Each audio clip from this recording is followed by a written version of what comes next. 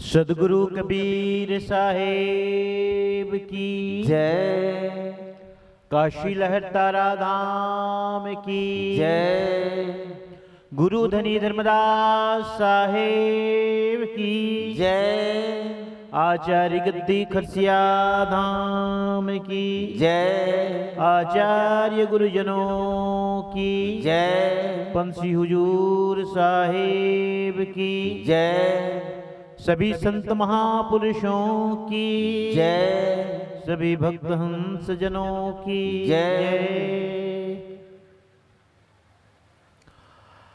आदौ फुल्ल कुशेशय प्रविल सत्कासार मध्ये भवत् काश्यां शैशवरूपिणो अवतरणं श्रीमत्कबीरस्य वै लीलामानुषविग्रहस्य नयनं नीरोनिमाभ्यां कृतम् रामानन्दमनस्विनः पुनर्भुक् शिष्यत्वमस्य प्रभो यदीयपादोदकसेचनेन स्थाणु प्रपेदे तरुभावमाशु वन्द्यः सतां योर्महनीयकीर्तिस्तं श्रीकबीरं सततं नमामि।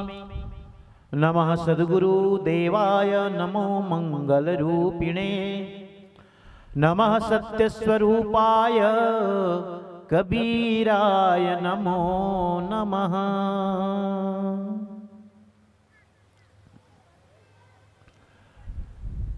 मेरे प्रिय आत्मन, आप सभी मुमुक्षुजन भक्त प्रवर श्री हृदय राम जी, भक्तिमती कौशल्या माता, दोनों सुपुत्र श्री रामपाल जी, श्री किशोर कुमार जी, दोनों पुत्र वधुएं इंदिरा और वेलिजा, सतलोकवासी भक्त श्री कृपाराम साहू जी, कृपाराम जी, भक्त प्रभु श्री सुफलदास जी और तीनों भाइयों के समस्त परिवार, समस्त सोनबोईर परिवार। बड़ा ही सुंदर ये सत्संग का कार्यक्रम है। बहुत वर्षों बाद, बहुत अंतराल बाद इस तरह का आयोजन हुआ है। प्यारे हंसजनों, अपने सत्य की कमाई को किसी अच्छे कार्य में समर्पित करना भी बहुत बड़े त्याग की बात होती है। और यह सर्वजन हिताय, सर्वजन सुखाय कार्यक्रम है।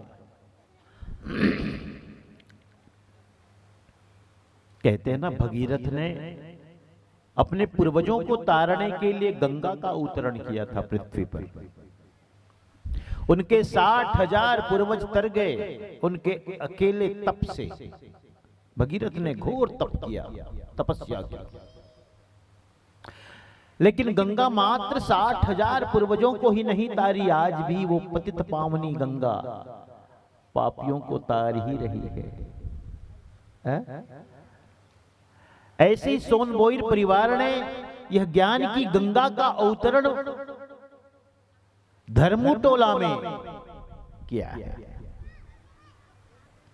लेकिन इस ज्ञान की गंगा में सभी डुबकी लगा रहे हैं, सब निमज्जन कर रहे हैं, सब आचमन कर रहे हैं।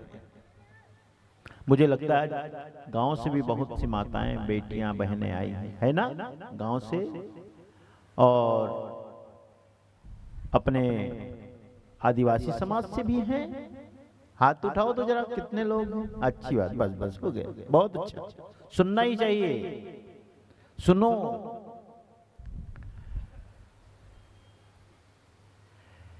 मैं आता था सुबह टहल करके, तो एक नया घर बन रहा है, वहां मैंने एक विशेष चिन्ह देखा जिस पर लिखा था 750। ये हमारे आदिवासी समाज के लोग हैं जो 750 देवी देवताओं को मानते हैं, और इनका विश्वास है कि समस्त देवी देवता हमारी रक्षा करते हैं, जल, जंगल और जमीन। जल जंगल और जमीन की रक्षा करने वाले हैं। मानो आप, लेकिन मैं कहूं तुम भी प्रकाश में आओ, तुम भी प्रकाश में आओ, अपने जीवन स्तर को ऊंचा उठाओ, बुराइयों का त्याग करो, व्यसनों का त्याग करो, दुर्गुणों का, अवगुणों का, बुरी आदतों का, बुरे संस्कारों का त्याग करो।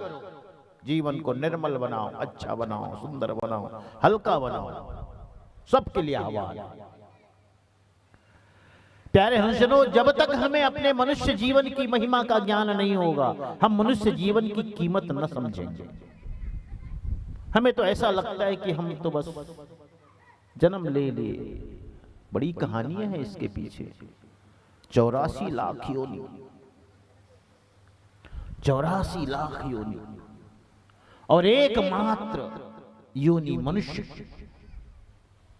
जहां जिसे कर्म भूमि कहते हैं, जो कर्म किया जा सकता है। सब भोग है, भोग योनि है, ये मात्र कर्म योनि है। और विशेषता इसकी देखो, सारे प्राणी बंधन में है, सब प्राणी विवश हैं, लाचार हैं, मनुष्य परम स्वतंत्र है, एकदम स्वतंत्र। देवता भी बंधन में है,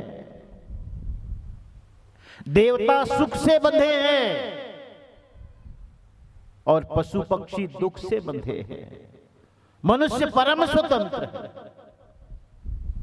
इसलिए मनुष्य सुख का भी अनुभव करता है, दुख का भी अनुभव करता है, दोनों का अनुभव करता है। और मैं अक्सर समझाने के लिए कहता हूं, मनुष्य जीवन की महिमा जानो। तुम खीर भी खा लेते हो, मिठाई भी खा लेते हो, और करेले का भरता भी खा लेते हो, कड़ुआ भी खा लेते हो। मिठाई का भी स्वाद और करेले की कड़ुआहट का भी स्वाद। लेकिन देवताओं को तस्मई मिल जाए, मिठाई मिल जाए, करेला नहीं मिलेगा, पूछ लेना। नहीं, सच है, उनको ये नहीं मिलने वाला, ये सुविधा ही नहीं है। अगर कोई देवता मांग करे कि भाई ये मनुष्य लोग तो तरह तरह का भोजन करते हैं, कड़वा भी, कसैला भी, तीखा भी, आप हमें मिठाई मिठाई क्यों देते हो? तो कहेंगे जाओ वहीं नीचे जाओ, यहां तो सिर्फ मीठा मीठा मिलेगा। ये देखो कितनी बढ़िया सुविधा है। तुम पाप भी कर सकते हो, पुण्य भी कर सकते हो। तुम्हारे जीवन में शुभ भी है, अशुभ भी है, दुख भी है, सुख भी है, सब है। परम स्वतंत्र बनाया परमात्मा ने, प्रभु ने। तो मनुष्य जीवन की गरिमा को जानो, मनुष्य जीवन की महिमा को जानो। लेकिन अधिकतर लोग ऐसे हैं जो मनुष्य जीवन की महिमा को समझ नहीं पाए। एक राजा, उसके 3 बेटे, कहानी को समझो। एक राजा, उसके 3 बेटे। राजा ने सोचा मेरे 3 बेटे हैं, उनमें से एक को मुझे अधिकारी बनाना है अपने राज्य का। कैसे होगा? क्या किया जाए? गुरु को बुलाए, कैसे करें? गुरु ने कहा कुछ नहीं करना, सबके हाथ में 100-100 रुपया दे दो। 100-100 रुपया दे दो और बोलो जिस जिस महल में तुम रहते हो उसे भर देना है। 100 रुपया ही है, इन 100 रुपयों से भर देना है उसे। बड़े को दे दिया, मझले को दे दिया, छोटे को दे दिया, तीनों को दे दिया 100-100। और राजा चले गए कहीं तीर्थ यात्रा में। फिर आए, वहां से आने के बाद उन्होंने कहा भाई देखो, हम तो चले गए थे, लेकिन आप बताओ। पहले वाले से पूछा कि आपने 100 रुपए का क्या किया? आपको यह कहा गया था कि 100 रुपए में ऐसी चीज खरीदना है कि तुम्हारा महल भर जाए। पहले वाले ने कहा हमें तो कुछ समझ ही नहीं आया, रकम इतनी कम है, इतनी छोटी है कि 100 रुपये में क्या आएगा भाई? हम तो कुछ समझ ही नहीं, हम ज्यादा विचार भी नहीं किए, कौन माथा मारे। बस हम तो सो गए हैं, हम सो गए। क्या करेंगे, क्या होगा 100 रुपया में? क्यों बुद्धि खपानी है अपने को, कुछ होना ही नहीं है 100 रुपया में, हम तो सो गए। अच्छा, दूसरे से पूछा तुमने क्या किया? उसने बताया 100 रुपये में तो सबसे सस्ता होता है गांव का नगर का कूड़ा करकट, है ना? कूड़ा करकट को सब फेंकते हैं ना जी, कौन खरीदेगा उसको, कौन खरीदेगा? हमने कूड़ा बिनने वालों से कहा भैया हमारे महल को भर दो, ये 100 रुपए हैं। सब तैयार हो गए, पूरा महल कूड़ा करकट से भर दिया। राजा जो ही राजा ने देखा महल का दरवाजा खोला, नाक उसकी तीव्र दुर्गंध से एक पल ठहर न सका राजा, निकला तत्काल क्या किया, महल को कूड़ा करकट से भर दिया। तीसरे से पूछा तुमने क्या किया? हाँ मैंने भी भर दिया। महल में गया, भीतर ले गया, अरे सब तो खाली खाली लगता है, तुम कहते हो भर दिया। कहे हाँ भर दिया हमने। ठीक से देखिए, हम 100 रुपए में जितनी आ सकती थी हमने मोमबत्ती लाई और मोमबत्ती को जला दी और पूरे हम अपने महल को प्रकाश से भर दिया। कहानी काफी कुछ समझ में आ गई होगी। ये कहानी किसी राजकुमार की नहीं है, हमारी और आपकी है। हम में से अधिकतर लोग ऐसे तो सोचते हैं क्या होगा, निराश है, हताश है। हम गरीब आदमी, हम क्या कर सकेंगे? हम छोटे लोग, हम क्या कर सकेंगे? हम गरीब लोग, हम छोटे लोग, हम छोटी जाति के लोग, हम पढ़े लिखे नहीं, गंवार, अनपढ़, हम क्या कर सकेंगे? हताश, निराश, बस जैसा है वैसे जीना। नहीं, कुछ ऐसे लोग हैं, बहुतेरे लोग, जो जीवन को गंदगी से भर देते हैं, पूरे कूड़ा करकट से। मैं अक्सर कहता हूं माओ, तुम ही बताओ, जब हम जन्म लेते हैं तो माखुर की डिबिया साथ लेके आते हैं। तुमको तो पता है तुमने जन्म दिया, नहीं, बीड़ी का कट्टा वट्टा लेके आते हैं, एक आध दो कट्टा नहीं आते। चेपटी लेके आते हैं, चेपटी 200 रुपए वाली नहीं, कुछ भी लेके नहीं आते। हम बिल्कुल नग्न होते हैं, एक वस्त्र भी नहीं होता। उस समय हम बिल्कुल साफ सुथरे होते हैं, मन बिल्कुल ठीक रहता है, स्वच्छ रहता है, पवित्र रहता है, निर्मल रहता है।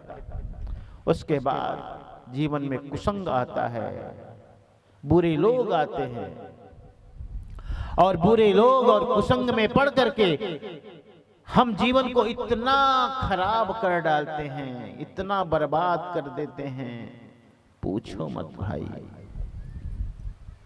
देखिए मैं सच कहता हूं, आप लोग इस जीवन की महिमा को जानो। एक 80,000 की बाइक ले लेते हो तो 10 लोगों से पूछते हो भैया कहां अच्छा पेट्रोल मिलता है? जिसके पास बाइक है ना, उन लोगों के पास जा जा के पूछते हो। वो पूछता है क्यों? हमने भी एक नई बाइक खरीदी है। कितने में खरीदी? 80,000। एक 80,000 की बाइक के लिए 10 लोगों से सलाह लेते हो अच्छा पेट्रोल कहां मिलता है ताकि इंजन खराब ना हो। और इसके लिए जरा भी विचार नहीं, कुछ भी डाले जा रहे हो। सुबह से लेके शाम तक गुटखा खाने वाले खाए जा रहे हैं, खाए जा रहे। दांत का भी पता नहीं चलता जी। मैं कई लोगों को देखा, दांत है कि दांतें नहीं दिखता है, एकदम काला काला में कुछ पता ही नहीं चलता, अंधेरा अंधेरा लगता है मुंह का। अभी देखो माता बहन लोग जो है, इनके दांत दिख रहे हैं तो दिखता है कि दांत है, उनका तो पता ही नहीं चलता, एकदम घूप अंधेरा, गुफा, मुंह नहीं चाहिए, गुफा है। हाँ? बीड़ी पीने वालों को देखो, पिए जा रहा है, अरे भाई वो गरम गैस ऊपर उठती, कहां ढकेलते हो नीचे? गरम गैस हमेशा ऊपर उठती ही नहीं। अब उसको पी के कहते जाओ नीचे जाओ, नीचे जाओ। कहां कहां जाएगा वो बेचारा। सोचो आप, ऐसी ऐसी हरकत, ऐसी ऐसी चीजें। हम ट्रेन में चलते थे तो आदमी ने, एक आदमी तंबाकू खाया, ऐसा ऐसे ऐसे पटका खाया, खाने के बाद से थूकना शुरू किया। एक बार थूका तो हवा से थोड़ा आ जाता है ना, तो हम अपने को बचा लिए। एक बार, दो बार, तीन बार। हमने कहा भैया क्या खाए हो? हम तो खाते हैं तो कभी नहीं थूकते, तुम ऐसी क्या चीज खाते हो कि थूकना पड़ता है? आज जिसको खाने के बाद थूकना पड़े तो सदा के लिए थूक क्यों नहीं देते? क्या खाना फिर उसको, जिसको खाने से थूकना पड़े? हाँ? तो भाई देखो, ये 80,000 की बाइक के लिए इतनी सावधानी, इतनी चिंता, और इसके लिए जरा भी चिंता नहीं कि कुछ भी हम डाले जा रहे हैं, कुछ भी खाए जा रहे हैं। चिंता करने की जरूरत है। शरीर माध्यम खलु धर्म साधनम कहा गया। शरीर माध्यम है धर्म के साधन के लिए, हर कार्य के लिए शरीर साधन है। इसको अच्छा करो। इतना ही नहीं मैं कहता हूं, ये तो व्यसन बुराई की बात हो गई है ना, व्यसन और बुराई की बात है। मैं ये कहता हूं, हर भोजन को आप मर्यादा से खाओ, नियम से खाओ और विवेक से खाओ। बिल्कुल एक समय के बाद आपके जीवन में एक नियमन आना चाहिए, संयमन आना चाहिए, अनुशासन आना चाहिए। कभी आप विचार करते हो, सूर्यास्त के बाद भोजन नहीं करना चाहिए आयुर्वेद के अनुसार, क्योंकि सूर्योदय के साथ हमारी जठराग्नि प्रज्वलित होती है और सूर्योदय के साथ मंद हो जाती है, शांत हो जाती है। लेकिन हम जितना भोजन करते हैं 10 और 11 के बीच में करते हैं, और 10 और 11 के बीच में जब हमारी जठराग्नि तेज नहीं है और पर भर पेट भोजन कर रहे हैं, पार्टी में, शादी में, कहीं कहीं जाके कुछ भी, ये सब चीजों को आपको ध्यान रखना है। बिल्कुल आप 40 के बाद सतर्क हो जाएं, अब नहीं चलेगा। शरीर जर्क नहीं सहता, जवानी में हर ऊंचा नीचा सह लेता है, लेकिन 35-40 के बाद सहन शक्ति खत्म हो जाती है उसकी। इसलिए शरीर का सम्मान करना सीखो, शरीर को जानो। अति भोजन से बचो, अत्यधिक तेल से, घी से बचो, मीठा से बचो, मीठा से। एक बहुत बड़ा एक्टर है, लड़के लोग जानते होंगे जो बैठे, उसका नाम है जॉन अब्राहम। जॉन अब्राहम, मैंने पढ़ा एक दिन ऐसे ही, तो कहा कि मैं 25 साल से कोई मीठा नहीं खाया, शक्कर नहीं खाया। बताइए, सच है? मीठा हमारे शरीर के लिए ठीक नहीं है। 3 सफेद चीजों से बच जाओ, एक मैदा, एक नमक और एक शक्कर। हाँ, इनसे बचने की जरूरत है। मैदा जो खाते हो, समोसा 72 घंटा में पचता है। तो अति भोजन करते हो रात में, तो आपको सुबह में सोना पड़ता है। तो रात में अगर जो रात होती जाए, भोजन की मात्रा घटाते चले जाओ, सीमित करो। अगर आप 7 बजे 6 बजे भोजन करते हो, 7 बजे खा लो, ठीक है, वैसे तो नियम नहीं है, लेकिन खा लो। 8 बजे तो 1 रोटी कम कर दो, 9 बजे तो 1 रोटी और कम कर दो।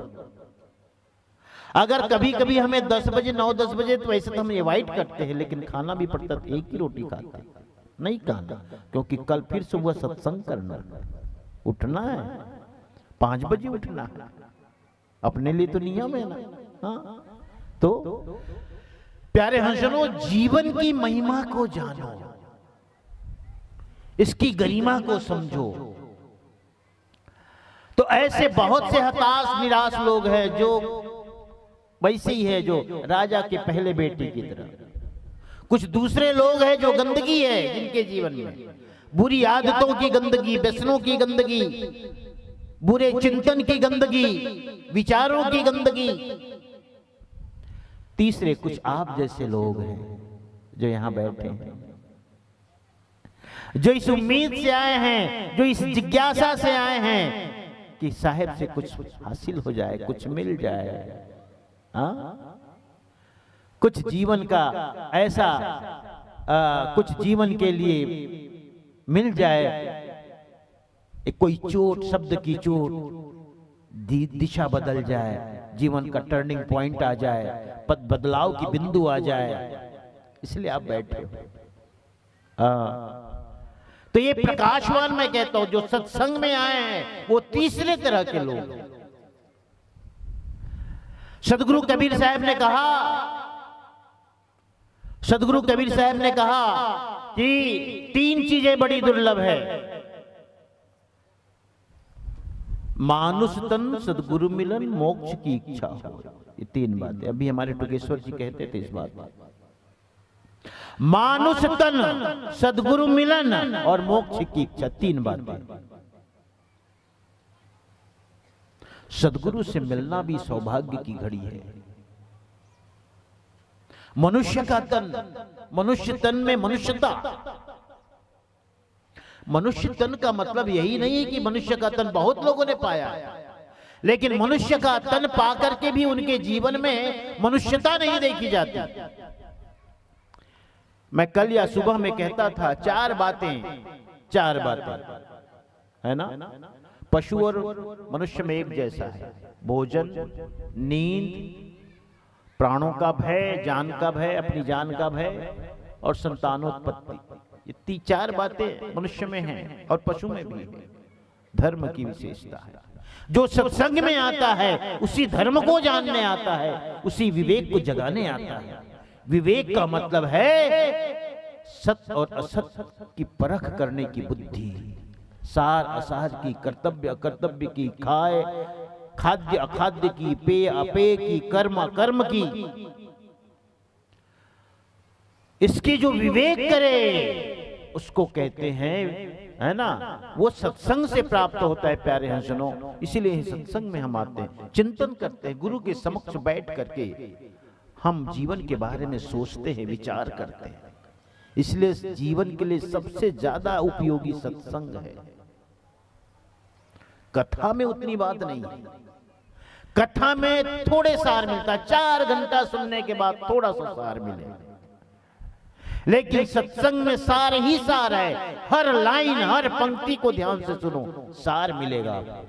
ये सत्संग की विशेषता है। अब वेदव्यास जी से किसी ने पूछा, भाई तुमने 18 पुराण बनाए, अब एक एक पुराण में लाखों हजारों श्लोक हैं, हजारों लाखों श्लोक हैं भाई, 18 पुराण है। अब इतना कौन पढ़े, कौन पढ़ेगा इतना? तो वेदव्यास जी से पूछा गया कि आप सार बताओ, आपने क्या कहा 18 पुराणों में? तो उन्होंने क्या कहा जानते हो? 18 पुराणेषु व्यासस्य वचनद्वयम्। 2 ही बातें मैंने कही। 18 पुराणेषु व्यासस्य वचनद्वयम्, परोपकाराय पुण्याय पापाय परपीडनम्। उन्होंने कहा मैंने सिर्फ 2 बातें कही है, यदि तुम्हें पुण्य अर्जित करना है तो परोपकार करो, अच्छा कर्म करो, नेक कर्म करो, और यदि पाप कमाना है तो दूसरे को पीड़ा दो, दूसरे को सताओ, दूसरे को दुख पहुंचाओ। यही 2 मैंने बात कही है। अब इन्हीं दोनों बातों को मैंने कथाओं में गूंथ दिया है। कथाओं को, कथा तुम सुनते रहो 4 घंटे, अंत में यही बात मिलेगी, क्या? बुरे करने से बुरे का बुरा परिणाम, अच्छे का अच्छा परिणाम। ये तो ठीक है, लेकिन सत्संग ज्यादा प्रभावी है। थोड़े से सत्संग में ही आपको बहुत कुछ मिल जाता है। कहते ना विश्वामित्र और वशिष्ठ में इस बात के लिए कभी तकरार हुई थी कि कौन बड़ा, तपस्या बड़ी कि सत्संग बड़ा? तपस्या बड़ी कि सत्संग बड़ा? उसने वर्षों की तपस्या का फल और वशिष्ठ ने क्षण भर के सत्संग का फल एक दूसरे को प्रदान करते हैं। तो विश्वामित्र जी नाखुश होते हैं, अरे तुमने ऐसा किया। फिर दोनों जाते हैं शेषनाग जी के पास। शेषनाग जी ने कहा ठीक है, मैं फैसला तो कर दूंगा, लेकिन फैसला करना है और ये पृथ्वी मेरे सिर पर है, थोड़ा तो हल्का हो जाऊं। अरे माथे पे भार रहेगा तो कहां सोच पाऊंगा। तो पृथ्वी को थोड़ी देर के लिए धारण तो कर लो कोई, तो मैं थोड़े हल्के माथा से, हल्के सिर से मैं विचार कर सकूं। तो विश्वामित्र जी इसमें समर्थ नहीं हुए, वशिष्ठ जी हो गए। उन्होंने कह दिया फैसला तो हो गया। विश्वामित्र जी पूछते हैं कि आपने क्या कहा? आपने तो कुछ कहा ही नहीं। हाँ? आपने तो बस इतना ही कहा कि भाई ये पृथ्वी को थोड़ी देर संभालो, लेकिन हम जो पूछने आए थे उसका उत्तर आपने नहीं दिया कि तपस्या बड़ी कि सत्संग बड़ा। शेषनाग जी ने कहा अरे मैंने उत्तर तो दे दिया भाई, जिसने इस पृथ्वी को संभाल लिया थोड़ी देर के लिए क्यों न सही, वो बड़ा, यानी सत्संग बड़ा। वशिष्ठ जी ऐसा कर पाए है, वशिष्ठ जी ऐसा कर पाए।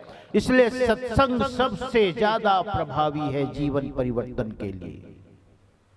सत्संग सबसे ज्यादा प्रभावी, और जिन जिन के जीवन में परिवर्तन आया देखो उनका जीवन सत्संग से ही बदला, संत गुरुजनों के साथ बैठने से बदला। चाहे वो वाल्मीकि हो, चाहे वो अजामिल हो, चाहे अंगुलीमाल डाकू हो, कोई भी हो, उनके जीवन में परिवर्तन आया तो सत्संग से, संत गुरु के पास बैठने से, बातचीत से, संवाद से, ज्ञान चर्चा से। तो सत्संग ज्ञान की चर्चा है प्यारे हर्षणों। तो मनुष्य जीवन की महिमा क्या है, विचार करो, चिंतन करो। 84 लाख योनियों में सबसे श्रेष्ठ ये मनुष्य का जीवन। जब जीव शरीर छोड़ करके जाता है तो मनुष्य जीवन प्राप्ति के लिए बहुत चीख पुकार मचती है परमात्मा के समक्ष। हाँ, 3 तरह के जीव होते हैं, ये भी सुन लो। 3 तरह के जीवों में एक जीव वो होता है जो बहुत पाप कर्मी होता है, पाप किया होता है। एक बहुत पुण्यात्मा, एक बहुत पापात्मा, और एक जो है साधारण, जैसे आप सब। तो 3 तरह के जीव होते हैं, पापात्मा, पुण्यात्मा और साधारण। साधारण जीव को तो माए गर्भ देने के लिए तैयार हो जाती है, अच्छा भेज दो। परमात्मा पूछता है मां भेज दूं इस जीव को तुम्हारे गर्भ में? मां कहती कैसे वाला है बताओ तो जरा, रिकॉर्ड क्या है उसका? कहता बड़ा पापी है, ना ना ना ना ना मत भेजो। वो आएगा तो यहां भी उठा पटक करेगा, उत्पात करेगा, झगड़ा लड़ाई झगड़ा है? नहीं नहीं उसको मुझे नहीं चाहिए। बहुत पुण्यात्मा तो भी माए घबरा जाती है, पता नहीं मैं उसे अपने गर्भ में ठीक से रख पाऊं न पाऊं, मैं उसके काबिल हूं कि नहीं हूं, उसके लिए समर्थ हूं कि नहीं हूं, मैं तो कम हूं। और वो इतने बड़े पुण्यात्मा, उनको भी जल्दी गर्भ नहीं मिलता, पापियों को भी नहीं मिलता, पुण्यात्माओं को भी नहीं मिलता गर्भ। सामान्य के लिए कोई कहता ठीक है भेज दो, कोई बात नहीं। तो वहां भी लंबी लाइन है। और ये पापी लोग होते हैं ना, पापी जीव, वो ज्यादा हल्ला मचाते हैं, उनकी इच्छाएं अधूरी है, तृष्णाएं अधूरी है। वो चाहते जितना जल्दी शरीर मिले और हम फिर उत्पात मचाएं। कामना अधूरी है, इच्छा अधूरी है, इसलिए वो जल्दी गर्भ चाहते हैं, जल्दी शरीर चाहते हैं, तो वहां हल्ला मचाते हैं। परमात्मा इधर भी जरा ध्यान देना। हम भी लाइन में खड़े हैं, बहुत देर से खड़े हैं, बहुत लंबी लाइन है इधर भी। परमात्मा कहता है चुप चुप चुप, ऐसे कैसे भेज दें तुमको? कोई मां तैयारी नहीं हो रही तेरे लिए? पद्मा कहां से तैयार होगी? उसके बेटा एक इंजीनियर है, एक डॉक्टर है, देखो कितने अच्छे बच्चे को जन्म दिए इसने। ये आई के साल से। कोई माता कहां से, कौशल्या माता देखो 2 बच्चों को जन्म दिया, भक्त बच्चों को। जननी जने तो भक्त जन कै दाता कै सूर, नहीं तो जननी बांझ रहे काहे गवाया। अरे मां अपनी शक्ति क्यों खोती है, बस 2 ही बच्चों को जन्म दे रहा। कै दाता कै सूर, या तो दानवीर हो, या तो शूरवीर हो, या तो भक्त हो, बस 3 को ही जन्म देना मां। या तो वो भक्तवीर हो, या तो वो दानवीर हो, या तो सूरवीर हो, नहीं तो अपनी शक्ति क्यों खोती है ऐसे वैसे को जन्म देकर। तो ऐसे जो माएँ होती हैं वो अच्छे बच्चों को जन्म देती हैं। प्यारे हंसनों, तो वहां लंबी लाइन लगी है। परमात्मा कहते कोई माँ तुम्हें लेने के लिए तैयार ही नहीं, मैं कैसे भेजूं। तो ख्याल रखना वहां भी बड़ी लंबी क्यू है, लंबी लाइन है। शरीर यूं ही जल्दी नहीं मिलता। तो शरीर जब इतना जन्म इतना कीमती है, इतना मूल्यवान है मनुष्य का जीवन, तो इस मूल्यवान जीवन से कुछ सार्थक कर्म करो, अच्छा कर्म करो, श्रेष्ठ कर्म करो। अपने अंतिम समय में तुम अतीत के पन्नों को पलटो, अपने ही अतीत के पन्नों को। बचपन से लेके जवानी, जवानी से लेके प्रौढ़ावस्था, प्रौढ़ावस्था से लेके वृद्धावस्था, और अब तक तुम्हें अपने ही कर्मों से तुम्हें सुकून मिले, खुशी मिले, तो तुम्हारा जीवन सार्थक है। और तुम ही अपने ही जीवन से मैंने क्या किया, ईमानदारी से, किसी को बताना थोड़े, ये तो सभी जानते हो। तुमने भाई के साथ क्या व्यवहार किया, पत्नी के साथ क्या व्यवहार किया, पड़ोसी के साथ क्या व्यवहार किया, किसके साथ छल किया, किसके साथ कपट किया, हाँ, किसको दुख पहुंचाया तुमने, किसको तकलीफ दी, किसके साथ धोखा किया, सबको सब पता है भाई। हाँ, सबको सब पता है, अपने बारे में सबको पता है, भले न कहो लेकिन सब जानते हो भीतर से, क्योंकि वो जो आत्मा है ना वो सबको जानती है। एक गुरु ने 3 चेलों को परीक्षा के लिए एक कबूतर दिया और बोला, बेटा इस कबूतर की गर्दन वहां मरोड़ देनी है जहां कोई न देखता हो। एक गया, भीतर कक्ष में गया और जाकर के गर्दन मरोड़ दी और वहां से आ गया। कहा ये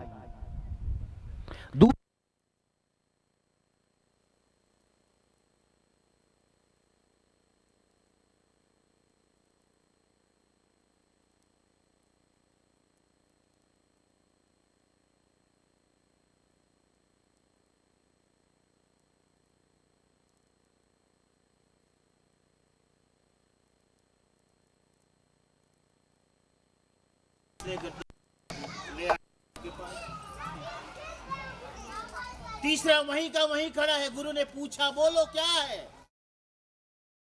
नहीं गए तुम? कहा मैं भी गया था,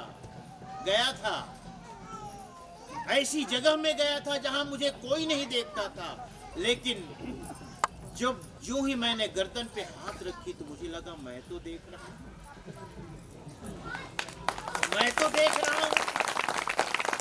कोई नहीं देख रहा है लेकिन मैं तो देख रहा हूं। जब मैं तो देख रहा हूं, सुनो हो कि देख रहा है, स्वयं देख रहे हो, स्वयं जानते हो कि हम क्या हैं।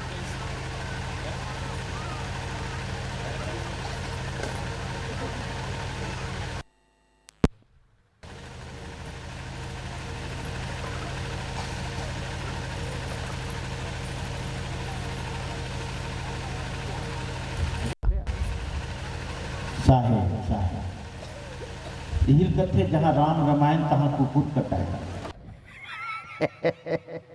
ऐसने कथे का छत्तीसगढ़ में कहीं न कहीं कोई न कोई बाधा आई थे। मैंने सुना थे सब जन बैठ के, तब बिजली वाला मतलब पसंद नहीं आता। प्यारे हंसनो, हम स्वयं अपने आप को हम देखते हैं तो ये है, तो स्वयं को देखो, हमारे जीवन में क्या है, कैसा है, और सार्थक तभी है जब आप इसकी महिमा को जानो, समझो। ये मनुष्य का जीवन एक बीज की तरह है, बीज की तरह। एक और राजा की कहानी सुनाऊं, उसने भी यही किया था। उसके भी तीन बेटे थे, शायद सेठ था, एक सेठ था, उसके 3 बेटे। सोचा मेरी इतनी जो मिल्कियत है, जायदाद है, संपत्ति है ना, इस संपत्ति को किसके हाथ में दूं? अच्छे सुरक्षित हाथ में दूं, ताकि मेरी मेहनत सार्थक रह सके, बन सके। 3 बेटे थे उसके। उसने क्या किया? बच्चों की, अपने बेटों की परीक्षा के लिए 1-1 किलो फूल का बीज दे दिया। 1-1 किलो फूल का बीज। और फूल का बीज देने के बाद वो अपने रिश्तेदारों, परिवारों में चला गया और वहीं से बोल दिया, मैं भी तीर्थाटन में जा रहा हूं, साल भर बाद आऊंगा, साल भर बाद आऊंगा। और ख्याल में रखना, जो मैंने तुम्हें 1-1 किलो बीज दे रखे हैं, सुरक्षित रहना चाहिए। पहले वाले ने सोचा सुरक्षित रखना है, पिताजी के आते तक 1 किलो फूल का बीज। उसने सोचा सबसे सुरक्षित तो तिजोरी होती है, उसने तिजोरी में बंद कर दिया बीज को। दूसरे ने सोचा, पिताजी ने कहा है जैसा दिया हूं वैसा ही मैं लूंगा। अब बीज को यदि मैं तिजोरी में बंद कर दूं तो खराब हो जाएंगे ना, न हवा लगेगी, न धूप लगेगी, सब बीज खराब हो सकते हैं। ऐसा करता हूं मैं, इस बीज को बेच देता हूं तत्काल में, जब पिताजी आएंगे तो ले लूंगा। और तीसरे ने क्या किया? उसने बीज सुरक्षित रखने का सबसे सुंदर तरीका अपनाया। उसने अपने घर के पीछे थोड़ी सी जमीन थी, ब्यारा था, उस ब्यारा में उस बीज को बो दिया। बीज को बो दिया और फूल के बीज थे, सब फूल के पौधे उगाए। साल भर बाद जब पिताजी आया तो एक ने कहा, तुमको जो मैंने किलो भर बीज दिया था क्या किया? कहे चलिए सुरक्षित, एकदम सुरक्षित। तिजोरी खोली तो सारा बीज खत्म हो गया था, भूसा बन गया था, खराब हो गया। पिता ने कहा, मैंने ऐसा बीज तो नहीं दिया था, ये तो खराब हो गए, इसमें तो कोई अंकुरण नहीं आ सकता। दूसरे से पूछा, कहा अब भी लाता हूं, अब भी। तो क्या किया तुमने? मैंने बीज बेच दिया और वही बीज 1 किलो खरीद के ले आता हूं, पैसे हैं मेरे पास। कहेगा, पिता ने कहा, बेटा बीज तो तुम खरीद लाओगे 1 किलो, लेकिन वो बीज नहीं होगा जो मैंने तुमको दिया था, वो बीज नहीं हो सकता। बीज जरूर होगा लेकिन वो नहीं होगा जो मैंने तुमको दिए थे, तुम भी फेल हुए। तीसरे से पूछा, उसने कहा, चलो पिताजी। अपने घर के पीछे ले गया बाड़ी में, देखो बीजों को मैंने ऐसे सुरक्षित किया है। पिताजी ने कहा, वाह बेटा वाह, तुमने सचमुच बीज को सुरक्षित किया, तुमने बीजों को फूल बना दिया। मनुष्य भी एक बीज की भांति है, मनुष्य का जीवन, इसे फूल बनाना है, इसे फूल बनाना है। मनुष्य की एक छलांग ऊपर लगाए तो वही परमात्मा है, एक छलांग नीचे लगाए तो वही पशु है। लेकिन पशु हमें बार बार खींचता है, बार बार खींचता है पशु का जीवन। हम लोग कहते हैं ना, कोई आदमी शराब क्यों पीना चाहता है? कारण वही पशु जीवन का उसे अनुभव है, वहां से आया है। पशु का मतलब सोने वाला, मूर्छित, मूर्छा में, बेहोशी में। तो सोचता है सबसे बढ़िया सुख यही है, बिना चिंतन विचार किए, है ना, कोई सोचना नहीं, कोई विचार करना नहीं। पशु को कोई विचार करता है? कहीं नहीं करता। तो चलो सबसे बढ़िया वही जीवन है, थोड़ा पी लेते हैं और पशु बन जाते हैं, इसलिए लोग शराब पीते हैं। मूर्छित होते हैं। मनुष्य जीवन भी एक बीज की भांति है प्यारे हंसनो, इसकी अंतिम नियति है फूल बन जाना, परमात्मा हो जाना। इसकी अंतिम नियति है मनुष्य ही नहीं रहना, परमात्मा हो जाना इसकी नियति है, परमात्मा हो जाना। हाँ, तो मनुष्य जीवन की महिमा को जानो। मनुष्य की जीवन की महिमा को जानने के लिए सबसे श्रेष्ठ साधन है सत्संग। जिसे साहब ने कहा मानुष तन सदगुरु मिलन, सदगुरु से मिलन हो जाए, संत गुरुजनों से मिलन हो जाए, क्योंकि संत गुरुओं से ही पता चलता है मनुष्य जीवन की महिमा। और संतों ने ही मनुष्य जीवन की महिमा बताई है, वैज्ञानिक नहीं बताता, ये भी कह दो। वैज्ञानिक तो ये कहते हैं मनुष्य जीवन क्या है भाई पूछो, हाँ मनुष्य जीवन श्रेष्ठ है, बंदर से जरा ऊपर है। बंदरों से हम थोड़े ऊपर हैं, क्योंकि हम बंदरों से आए हैं। वो 4 पैर में चलते हैं, हम 2 पैर में चलते हैं। उसकी पूंछ होती, हमारी नहीं होती, हम थोड़े उससे ऊपर हैं। तो बंदरों से कभी पूछा हम लोगों ने भाई? वैज्ञानिक तो कहते हैं हम तुमसे श्रेष्ठ हैं, बंदर बिल्कुल नकार देते हैं, कहां से तुम हमसे ऊपर हो, हम पेड़ में रहते हैं, तुम जमीन में रहते हो। ऊपर तो हम हुए ना, अरे हम पेड़ में रहते तो ऊपर में जो रहे। हम अभी जाए थे, सुबह में वॉकिंग में गए तो देखे बहुत सारे बंदर थे एक पेड़ में, नाला के पास। हमें भी कथा याद आ गई, सही में हमसे श्रेष्ठ हैं, पेड़ में बैठे। एक टोपी वाला था, थोड़ी कहानी भी सुन लो। एक टोपी वाला था, टोपियां बेचा करता था वो, हाँ टोपियां बेचा करता था। शहर से टोपी बेच करके आता था शाम को, और उसी से अपना जीवन यापन चलाता था भाई। एक दिन टोपी अच्छी बिक गई, दोपहर तक ही अच्छी बिक गई, तो सोचा घर चलूं। आते आते उसे थोड़ी थकान लगी, तो एक पेड़ के नीचे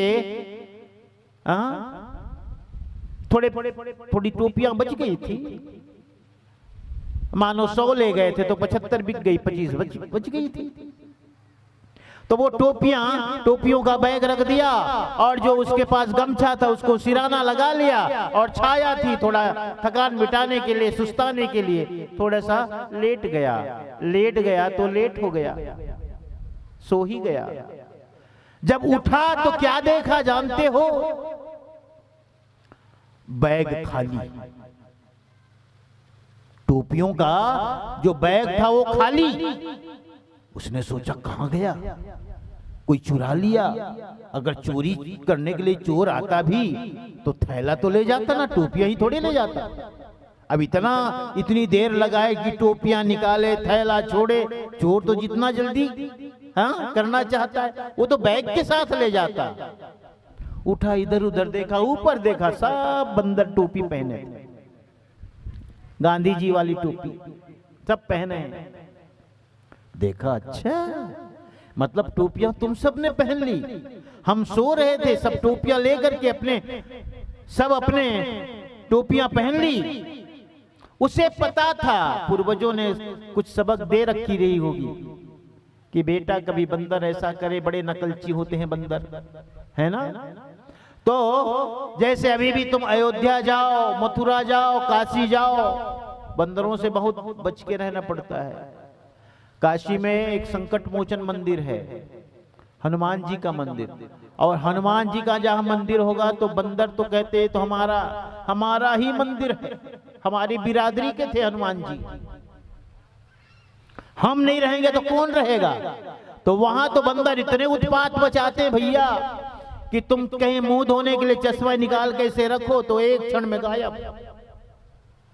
और सबको पता है चश्मा के बदले मिठाई चाहिए, लड्डू चाहिए, फिर उसे लड्डू खरीद करके दो तो चश्मा छोड़ता है वो।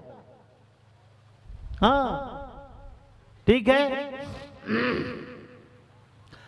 उसे पता था कि बंदर नकलची होते हैं, जैसा तुम करो वैसा सभी करते। उसने अपनी जो टोपी पहन रखी थी उसे नीचे जमीन पे फेंक दी। सब बंदर नीचे टोपियां फेंक दिए अपनी अपनी टोपी। बड़ा खुश हुआ, सब टोपियां उसने बटोरी, बैग में रखा और चल दिया। शाम के समय अपने बेटे को समझाया, देख बेटा आज एक अजीब वाकया हुआ और ये बताने जैसा है, बताना जरूरी है, क्योंकि बाद में तुम भी तो यही काम करोगे, तो सीख और सबक ले लो। आज ऐसा हुआ कि सारे बंदर में जब आराम करता था तो टोपियां ऊपर ले गया, मेरे बैग से निकाल कर सबने अपने सिर पे पहन लिया। मैंने क्या किया जानते हो? मैंने अपनी टोपी नीचे फेंक दी तो सब फेंक दी। कभी तुम्हारे साथ ऐसा होवे, तुम भी यही करना। तुम्हारे साथ कभी ऐसा होवे तो तुम भी करना। जब पिताजी के काम को बेटे ने संभाला तो बेटे के साथ भी ऐसा हो गया। एक दिन वो भी टोपियां बेच करके आता था और किसी पेड़ के नीचे सुस्ताने के लिए थोड़ा सा लेट गया। लेटते हुए नींद आ गई, थकान बहुत थी, कुछ टोपियां बची हुई थी बैग में। जब नींद टूटी तो देखा क्या कि सारे बंदर टोपियां लेकर के पहन गए, ऊपर में बैठे हुए हैं, डालियों में, शाखाओं में। पिताजी की बात याद आ गई। उसने क्या किया? पिताजी ने कहा था कि बेटा ऐसा तुम्हारे साथ कभी घटे तो अपनी टोपी नीचे फेंक देना, सारे बंदर टोपियां फेंक देंगे। उसने अपनी टोपी फेंक दी, लेकिन ऐसा हुआ नहीं। इसीलिए तो मैं कहता हूं बंदर कोई आप सोचते हमसे श्रेष्ठ है, हम उनसे श्रेष्ठ है ना, वो हमसे ज्यादा श्रेष्ठ है। पिताजी ने तो कहा था अपनी टोपी फेंक देना और बेटा ने वैसा ही किया, अपनी टोपी फेंक दी, लेकिन ऐसा कुछ हुआ नहीं। क्या हुआ? जितने बंदर बैठे थे सबको टोपियां मिल गई थी, एक को नहीं मिली थी। वो नीचे उतरा, वो टोपी भी उठा के ले गया। वो एक बंदर के पास टोपी नहीं थी, वो उठा करके ले गया। तो हम सोचते हैं कि हम बंदर से एक कदम आगे हैं, थोड़ा ऊपर है। ये कहना मुश्किल है कि हम अच्छे हैं कि वो अच्छे हैं, हम श्रेष्ठ हैं कि वो श्रेष्ठ हैं। कह रहे तो कहानी की बात हुई, मनुष्य जीवन सबसे श्रेष्ठ है, ये तो सच है। और जो श्रेष्ठ जीवन है तो इसके लिए कहीं ना कहीं इस बात का ये संकेत है कि हमें श्रेष्ठ कर्म करना चाहिए।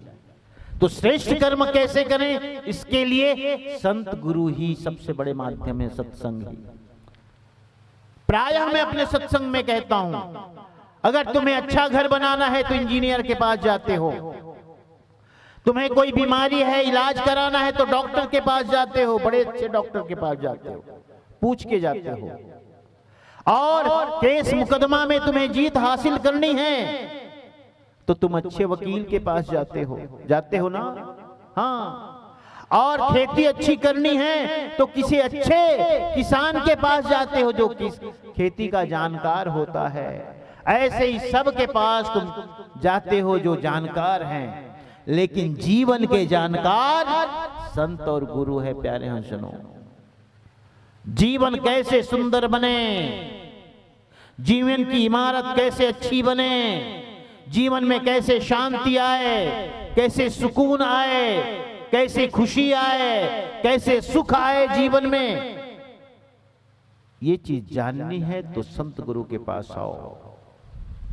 क्योंकि जीवन के सबसे बड़े आर्किटेक्ट, इंजीनियर संत होते हैं और कोई नहीं होते।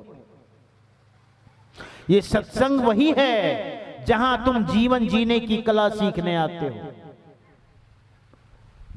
यहां तुम ये जानने आते हो जीवन दुख से पूरित है, दुख से भरा है, लेकिन इस दुख में भी कैसे सुख के क्षण तलाशे जाएं, खोजे जाएं, सुख के पल कैसे मिले, इसीलिए आप आते हो, है ना। तो ये कहां मिलता है आपको? संतों के सत्संग में। इसलिए गुरु सबसे ज्यादा जरूरी है इस जीवन में। हम लोग जो बार बार कहते हैं गुरु के पास आओ, उसका यही कारण है, क्योंकि गुरु के पास जाने से हमारा भ्रम टूटता है। संध्या पाठ में आप लोग पढ़ते हो, दया सागर के अंतर्गत क्या पढ़ते हो? याद है? सदगुरु की अधिक महिमा ज्ञान कुंड नहाइए, और भ्रमित मन जब हो सुस्थिर बहुरी न भव जल आइए। याद है? हाँ, जो संध्या पाठ करते उनको याद है। दया सागर, दया सागर कौन है? सदगुरु हैं भाई, दया के सागर है। और अनुराग के सागर कौन है? धनी धर्मदास साहेब है। गुरु जो होते हैं दया के सागर होते हैं, शिष्य जो होते हैं अनुराग के सागर होते हैं, प्रेम के सागर, प्रीति के सागर, भक्ति के सागर। हाँ, तो दया सागर के अंतर्गत यह कहा गया कि सदगुरु की अधिक महिमा ज्ञान कुंड नहाइए। सदगुरु के पास तुम बैठते रहो, बैठते रहो, बैठते रहो, तो ज्ञान के कुंड में नहाने का परम सौभाग्य मिलता है। इसका फल क्या होता है? भ्रमित मन, भटकता हुआ मन स्थिर हो जाता है। भ्रम मने संशय भी होता है, और संशय का मतलब दुविधा। और दुविधा किसे कहते हैं? क्या करूं, क्या ना करूं, क्या उचित है, क्या अनुचित है, हाँ? क्या सत्य है, क्या झूठ है, क्या करूं, कौन सा अच्छा राह, कौन सा राह, कौन सा मार्ग अच्छा होगा, कौन सी युक्ति, कौन सा साधन अच्छा होगा, क्या करूं साहब बताओ ना, मैं तो धर्म संकट में हूं। कभी भी आपके जीवन में कोई धर्म संकट आता है, कभी आपको समझ में नहीं आता है क्या करूं क्या ना करूं, तो गुरु की याद आती है। बस एक गुरु की याद आती है। हाँ, गुरु की याद आती है और गुरु तुम्हें बताते हैं। एक राजा था प्यारे हंसजनों, एक राजा, वो गया सुनार के पास और सुनार से उसने कहा भैया एक अंगूठी बनाना, सोने की अंगूठी। अब राजा सुनार को कहे सोने की अंगूठी बनाना, सोचो कितने बड़ी बात है, सौभाग्य की बात है सुनार के लिए। वो तो बड़ा ही प्रसन्न हुआ कि स्वयं राजा मेरे घर चल करके आए और आदेश किया एक सोने की अंगूठी बनाना, है ना। बड़ा प्रसन्न था। लेकिन राजा ने एक बात और कही दी, उस अंगूठी में ऐसा कुछ लिख देना कि मेरे हर समय काम आए, दुख में, सुख में, हानि में, लाभ में, जय में, पराजय में, अनुकूल में, प्रतिकूल में, सब समय काम आए, ऐसा कोई छोटा सा वाक्य उसमें लिख देना। यहीं पे बात फंस गई, यहीं पे बात, हाँ, यहीं अड़चन आ गई उसके सामने। क्या किया जाए? एक तरफ राजा के अंगूठी बनाने का जो आदेश मिला था उससे बड़ा प्रसन्न था। जैसे प्रधानमंत्री जी, तुम लोग किसान लोग हो, और किसान लोग हो एचएमटी का भी धान बोते हो ना, एचएमटी धान बढ़िया होता है, पतला वाला। कैसे गोटीन तुम लोग बोते हो कि नहीं? इंदिरा की हैं, छोटी ना, छोटी वो है इंदिरा। ठीक, क्यों इंदिरा बोती हो? हाँ, बढ़िया चावल खाए करो, गौटिया लोग हो, मोटा मोटा नहीं खाए करो।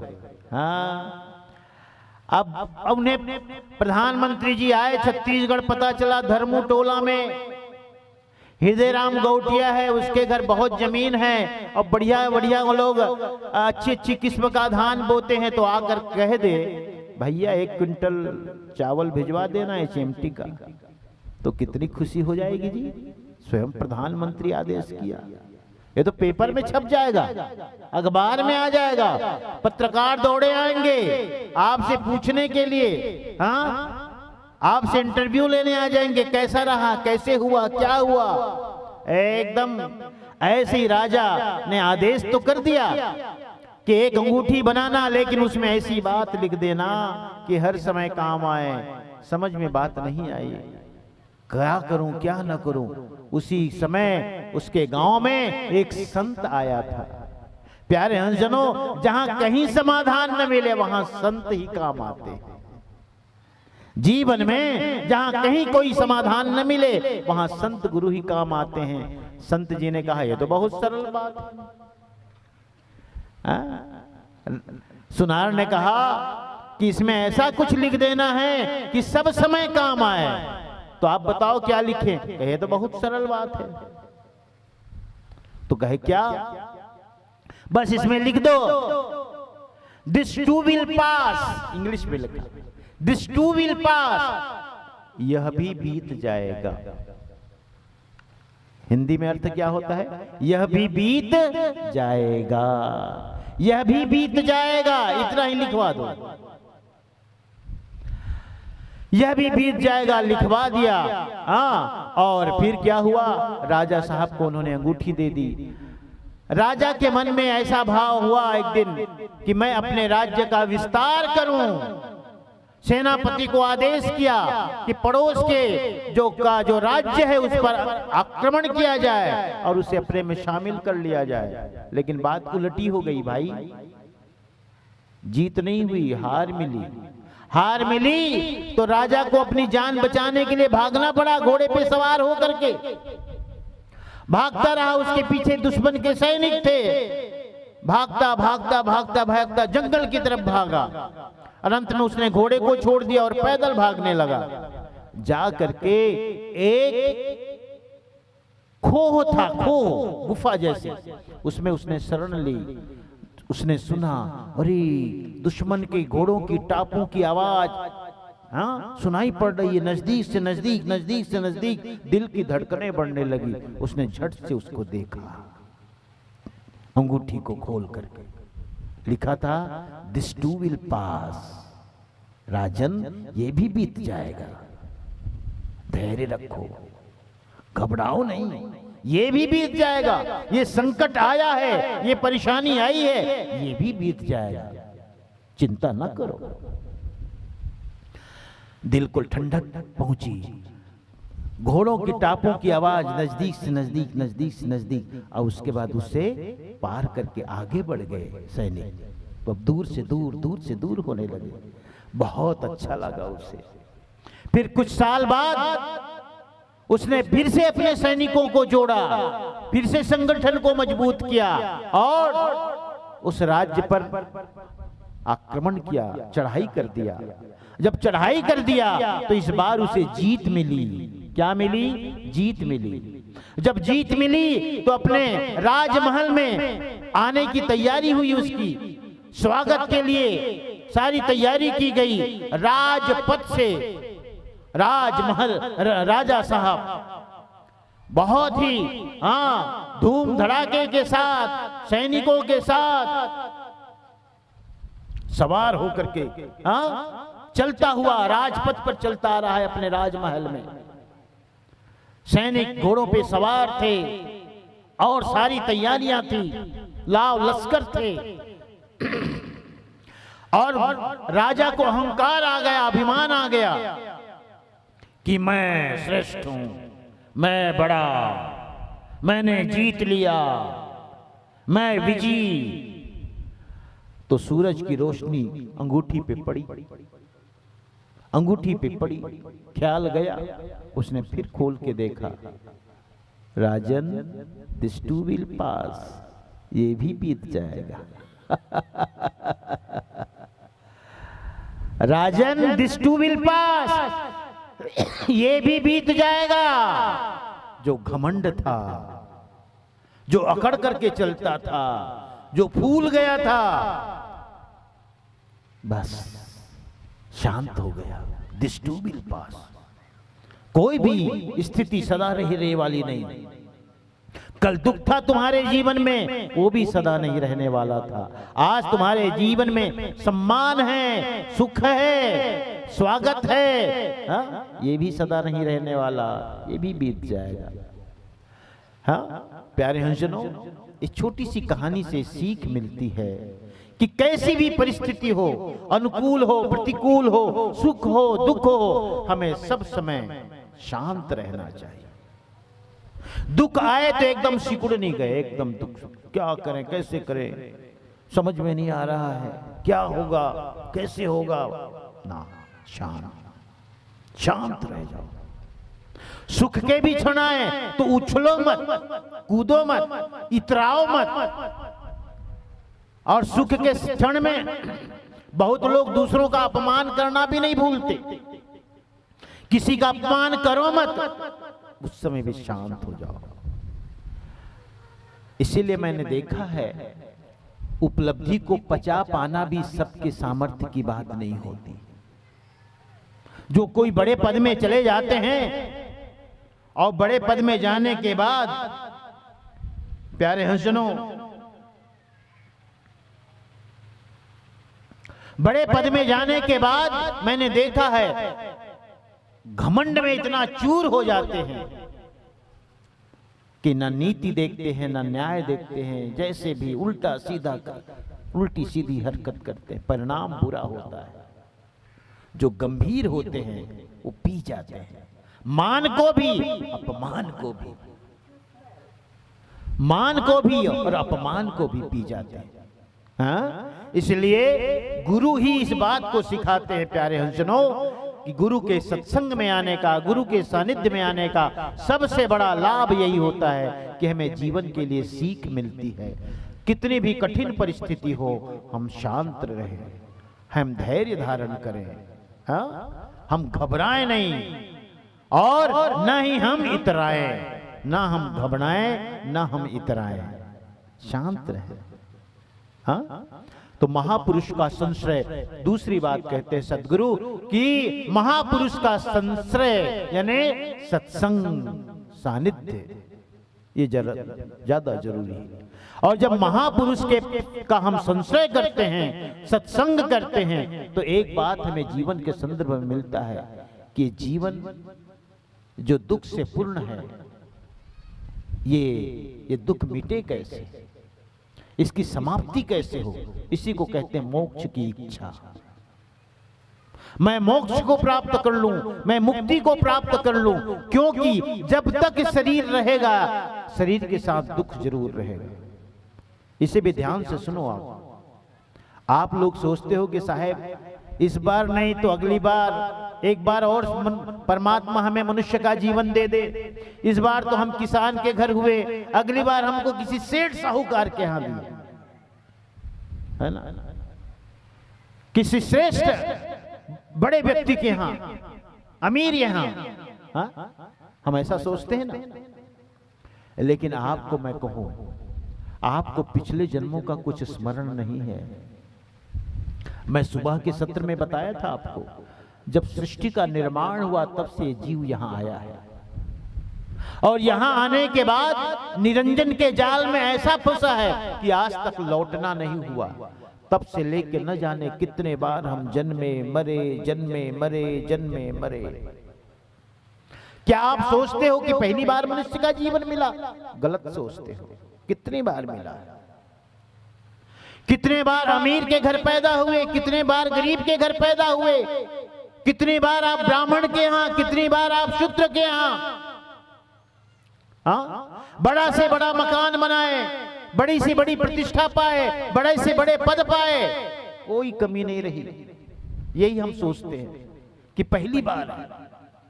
एक व्यक्ति धन कमाने के पीछे इसलिए पागल है, इतना धन कमा लूं, इतना धन कमा लूं, लेकिन धन कमाते कमाते ही कभी उसका सुख नहीं ले पाता, कमाने में ही लग जाता और शरीर चला जाता। तो कितनी बार ऐसा हुआ है कि हमें मनुष्य का जीवन मिला, कोई भी ऐसी इच्छा नहीं शेष रह गई जो हमने पूरी ना की हो। सुंदर मकान मिले, सुंदर पत्नी मिली, सुंदर पति मिले, सुंदर परिवार मिला, सुंदर घर मिला, सब अच्छा मिला है, लेकिन हर बार परमात्मा आपको असफल करके, फेल करके मनुष्य के जीवन में फिर फेंक देता है। फिर से तुम एक बार आजमाओ। तो इस आजमाने ऐसे अगर परमात्मा करते हैं तो इसे समझने की जरूरत है, क्यों बार बार एक ही क्लास में मुझे क्यों फेल करते हैं, एक ही कक्षा में परमात्मा मुझे क्यों फेल करते हैं। तो जब चिंतन करोगे तो पाओगे, ओ मुक्ति के लिए, मोक्ष के लिए, कल्याण के लिए। क्योंकि जो अगर तुम ये कहो कि इस, हाँ नहीं साहेब इस बार ना मुझे विधायक बनना था, पिछले जन्मों में विधायक नहीं बना था इसलिए परमात्मा ने जीवन दिया, गलत कहते हो। कितने बार विधायक बने, मुख्यमंत्री बने होंगे, हाँ, कोई भी बाकी नहीं रहा, कोई भी बाकी नहीं रहा जिसके कारण तुम कह सको कि इसलिए मनुष्य का जीवन मिला। मनुष्य का जीवन इसीलिए मिला कि तुम मोक्ष और कल्याण को प्राप्त कर सको।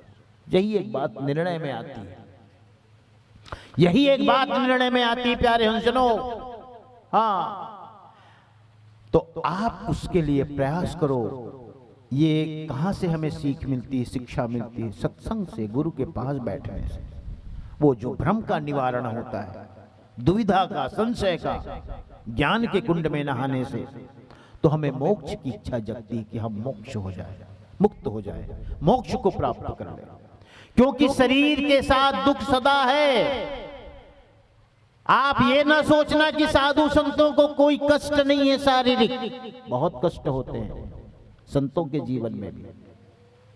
रामकृष्ण परमहंस को गले का कैंसर हो गया था अंतिम में। कई संत आप देखें, वर्तमान में भी देखें, कई बार लोग उटपटांग सवाल भी करते हैं, ये साधु संत मल्ला इसमें हो जाते ना, ये गलत प्रश्न है।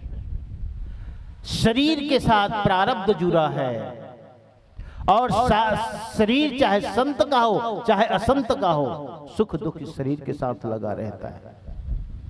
बस अंतर यही है, एक संत जो है ज्ञान से जीता है जीवन को, वो ये समझता है ये सारे मेरे अपने ही तो हैं, ये जो दुख भी मिला है तो मेरे अपने कर्मों का फल है, इसलिए शांत हो जाता है।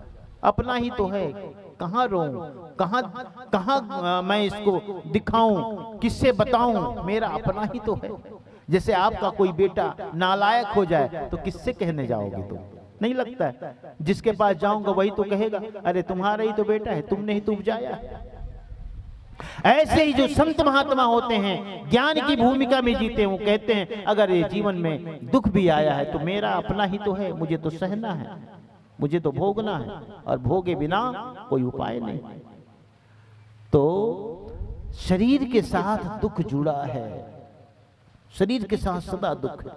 भोगा यत्नम शरीरम कहा है, ये शरीर जो है भोगों का घर है, दुखों का घर है।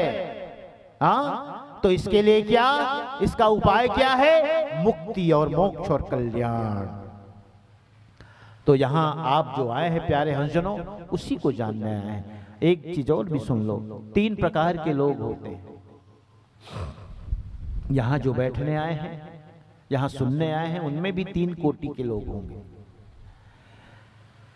एक कुतूहल के कारण आते हैं, कुतूहल कहते हैं जानना, जिज्ञासा मतलब भी जानना, मोक्ष मतलब भी जानना, लेकिन अंतर तीनों में है। कुतूहल का मतलब क्या होता है? बहुत इच्छा नहीं है, बहुत जानने की कोई प्रबल इच्छा नहीं है, बस मन में आया एक बौद्धिक खुजली जिसको कहें, पूछ देते हैं लोग, हम ही लोगों से पूछ देते हैं। कभी रास्ता चलते हम लोगों से पूछ देते, महाराज जी कहाँ रहते हैं? हम कहते काशी रहते हैं। अच्छा, तो कुछ सुनाइए ना। अब वो बहुत भीतर का भाव नहीं है, बैठे हैं, देखा उसने, वेशभूषा देखी तो पूछ दिया, बस कुतूहल।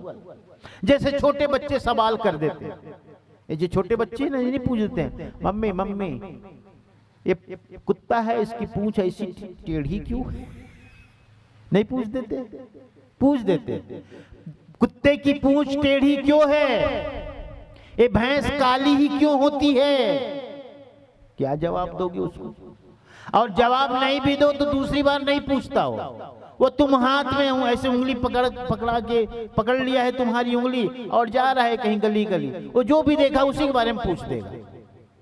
मम्मी ये किसका घर है, तुम बताओ या ना बताओ, फिर आगे फिर सवाल कर दे। ऐसे कुछ पूछने वाले हो, कोई मतलब नहीं, उत्तर ना भी मिले तो कोई डबल पूछने वाला नहीं, दोबारा पूछने वाला नहीं। इसको कहते हैं कुतूहल।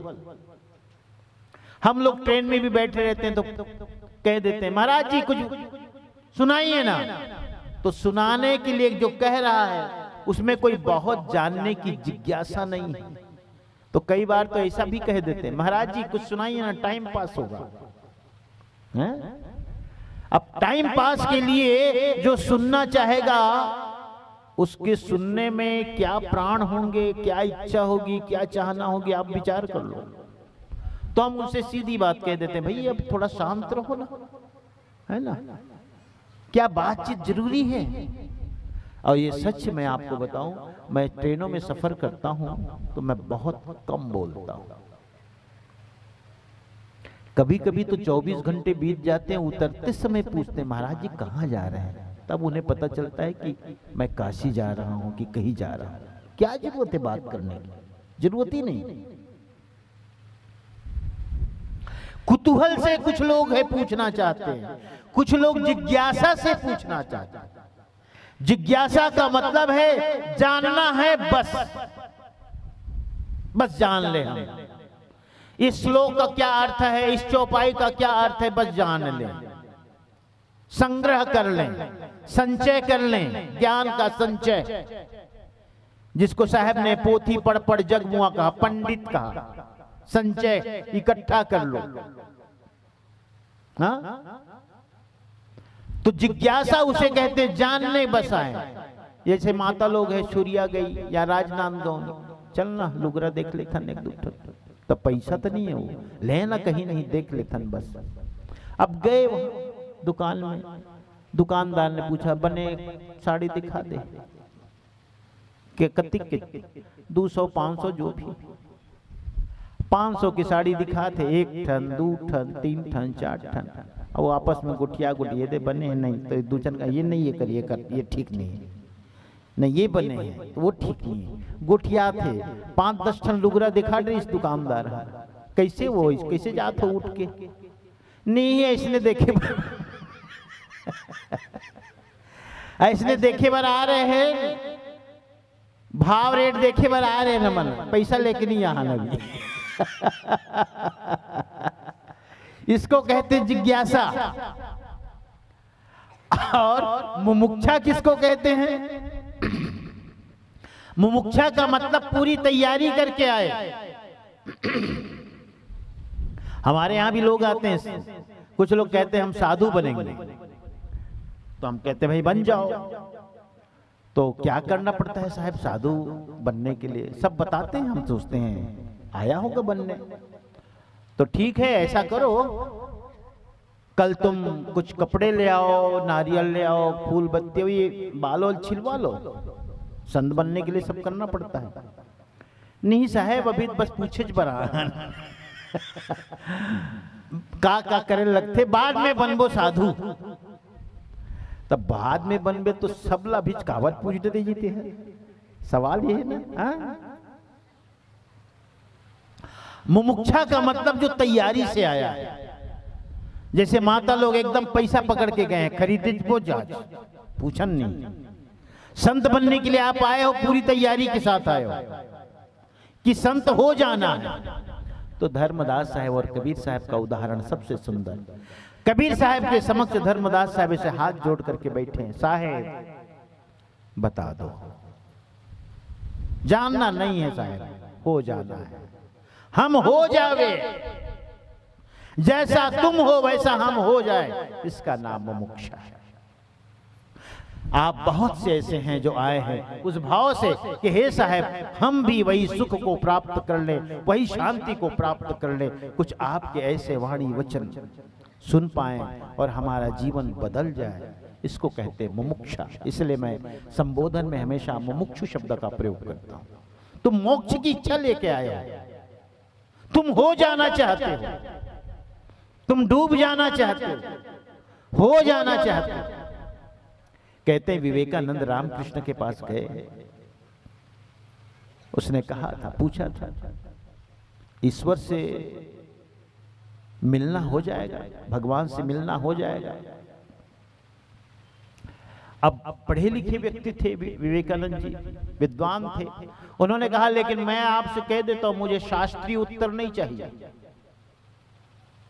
कि ईश्वर से मिलना है तो शास्त्रों में ऐसा कहा गया है, ऐसी साधना है, ऐसी भक्ति है, ऐसा कुछ नहीं चाहिए मुझे। मैं एकदम नकदी बात चाहता हूं, शास्त्र वाली बात नहीं सुनना चाहता। आप बताएं। तो कहते हैं राम कृष्ण जी उठे और उसकी छाती पे सवार हो गए। विवेकानंद की तैयारी है? बोल, है तैयारी? मिलना चाहता है भगवान से? तैयारी है तुम्हारी? वो तो घबरा गया। यह है नकदी उत्तर। अभी इसी वक्त, इसी को कहते हैं मुमुक्षा। हो जाना है ना, हो जाने की नियत से आप आए हो कि हम भी हो जाए। हे साहेब, हे सदगुरु, आपके अंदर हम शांति देखते हैं, आपके अंदर हम प्रसन्नता देखते हैं, आपके अंदर निश्चिंतता देखते हैं। क्या बात है, क्या है ऐसी कीमिया, क्या है वो रसायन, क्या है वो रहस्य, क्या है वो भेद, हम भी जान जाएं और आप जैसा हो जाए। इस भाव से जो सत्संग सुने उसको मुमुक्षु कहते हैं। और जानने के भाव से मात्र आवे उसको जिज्ञासु कहते हैं।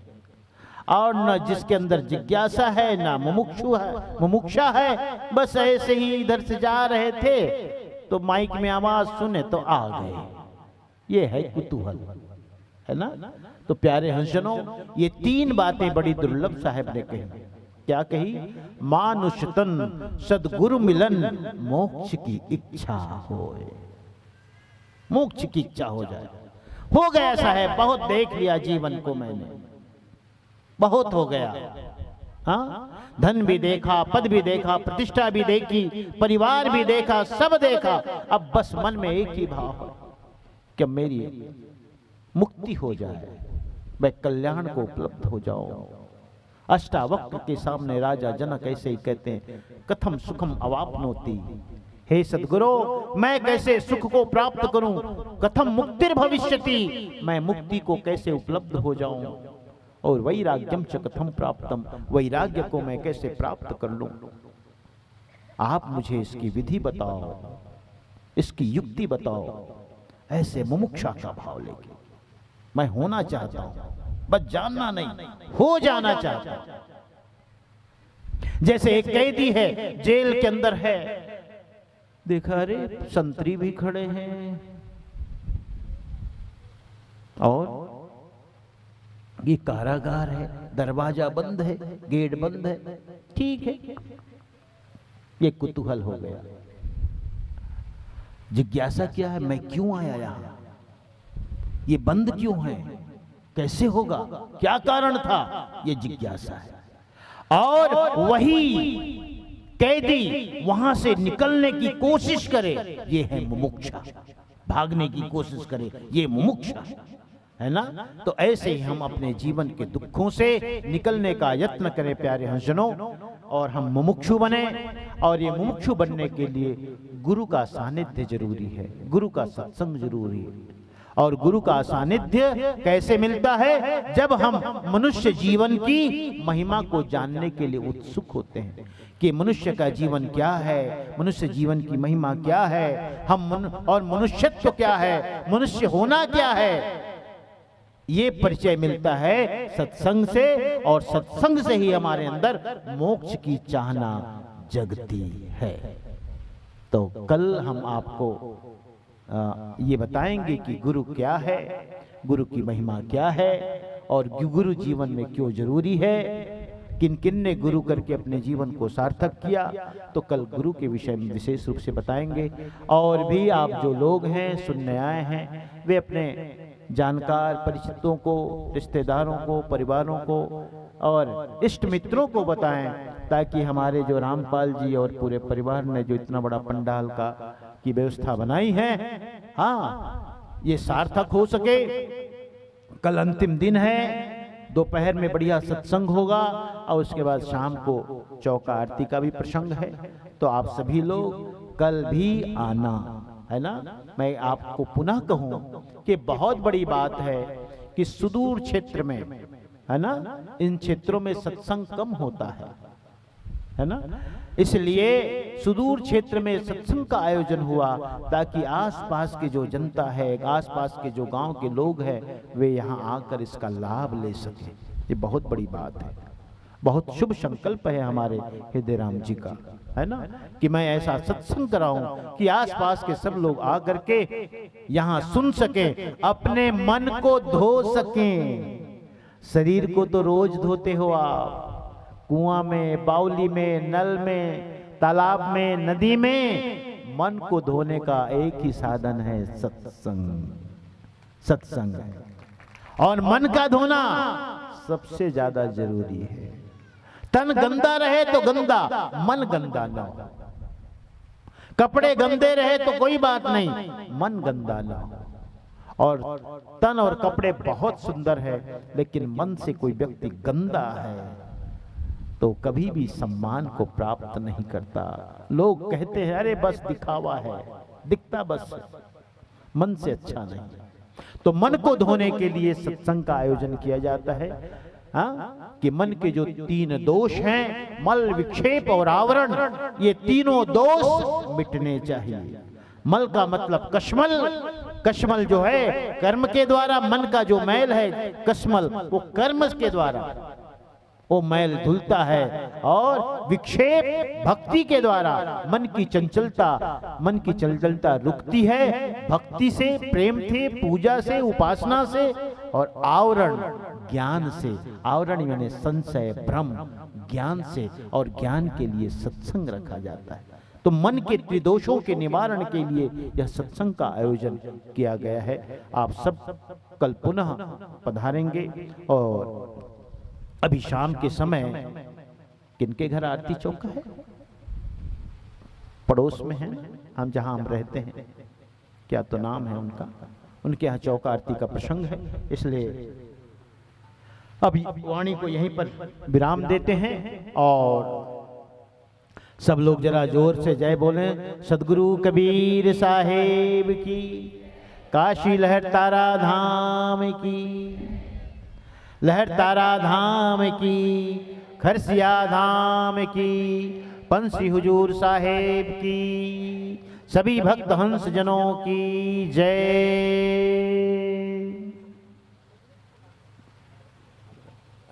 आरती आरती। आ जाए भक्त परिवार। हाँ, आरती आरती में पूरे परिवार सम्मिलित हो जाए।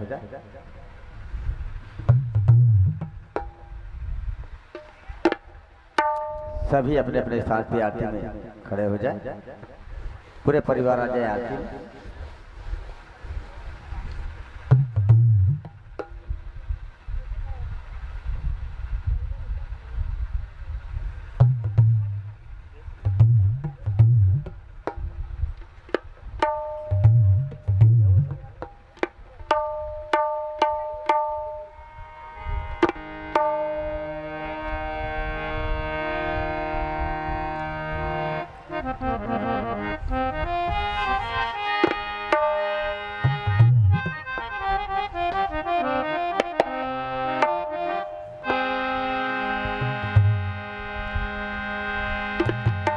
आरती अज्र कबीर की, आरती अज्र कबीर देवन कमल।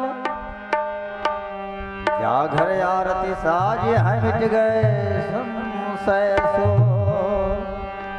आए आरती में सब सम्मिलित हो जाए। जिसको आती है याद है तो पीछे पीछे अपने बिगाए।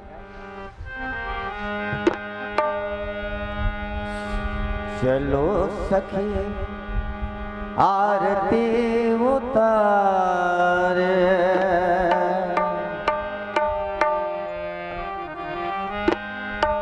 चलो सखी आरती उतारे,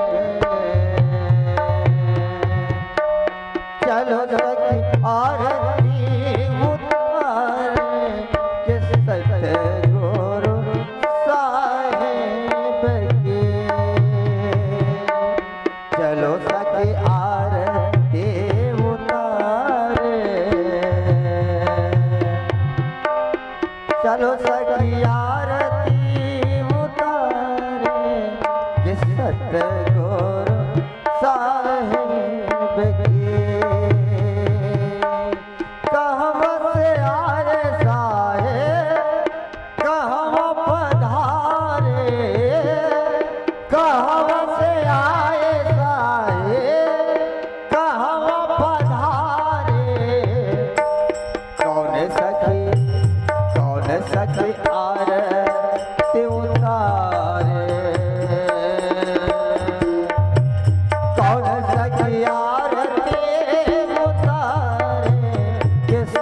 सतगुरु साहेब की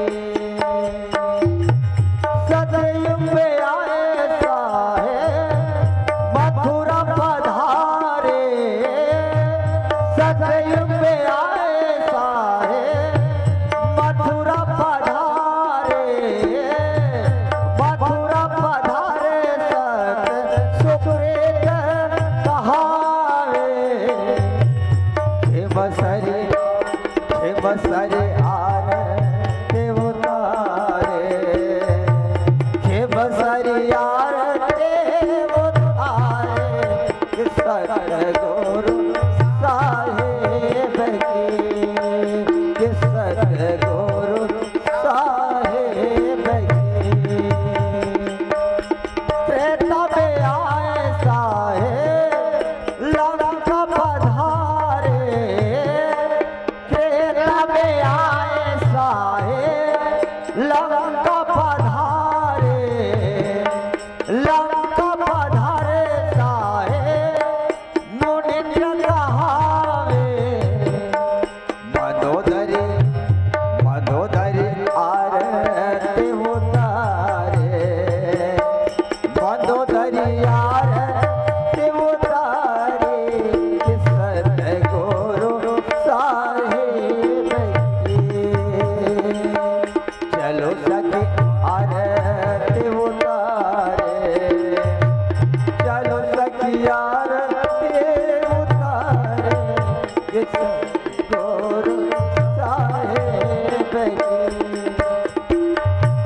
द्वापर में आए गढ़ गिरनार पधारे द्वापर में आए गढ़ गिरनार पधारे गिरनार पधारे करुणा मैं कहावे इंद्रमती इंद्रमती आरती उतारे इंद्रमती आरती उतारे सतगुरु साहेब की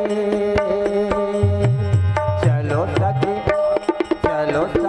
आरती उतारे चलो सखी आरती उतारे सतगुरु साहेब की सतगुरु साहेब की कलयुग में आए गढ़ बाधो पधारे कलयुग में आए गढ़ बाधो पधारे गढ़ बाधो पधारे साहिब कबीर कहावे आमीन माता आरती उतारे आमीन माता आरती उतारे सतगुरु साहेब की चलो सखी आरती उतारे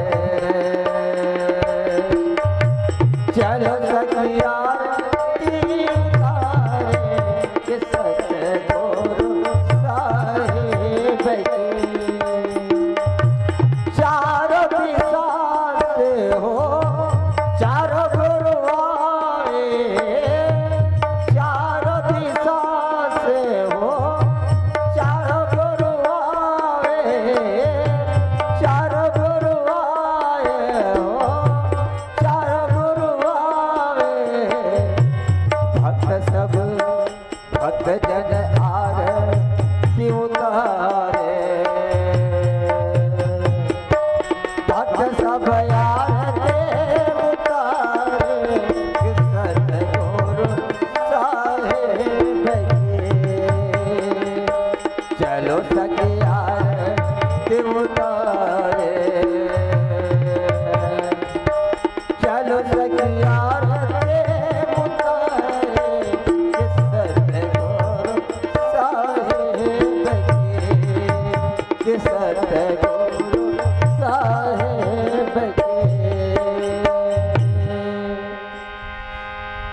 ध्यान मूलम गुरुर्मूर्ति पूजा मूलम गुरुपदम मंत्र मूलम गुरुर्वाक्यम मोक्ष मूलम गुरु कृपा। वंदनीय गुरु साहिब को बार बार कर जोर दया कर संसरुणा। मंगल में मंगल करुणा मंगल रूप कबीर ध्यान दरतना सत्सकल कर भोपे। वंदो सत्य कबीर के शीस भेंट दरबार वचन चारू बंदगी सत्य प्रेम के साथ। बैठ जाइए।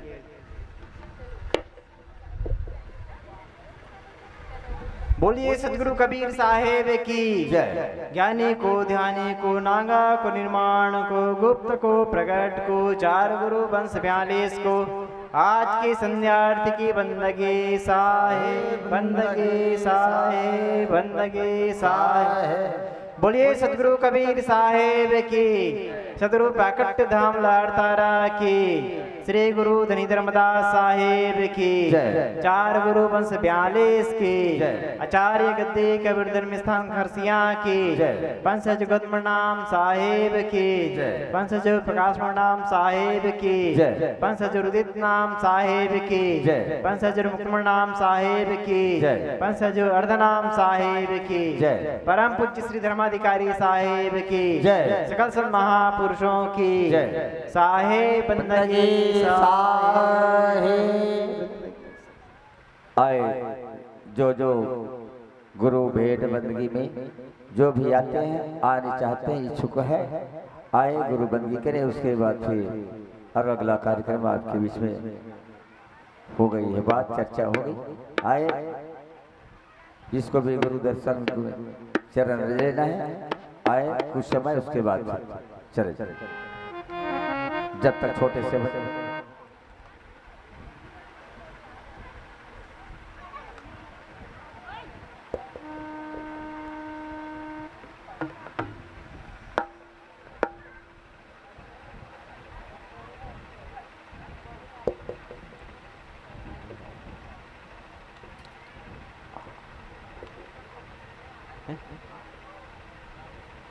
आ जाए जो गुरु दर्शन की लाभ गुरु चरणों की लाभ जो भी भेंट बंदगी में के रूप दर्शन के रूप चरण रज के रूप में जैसे भी आए जब तक छोटे से बंदगी गुरु चरणों की धो साहेब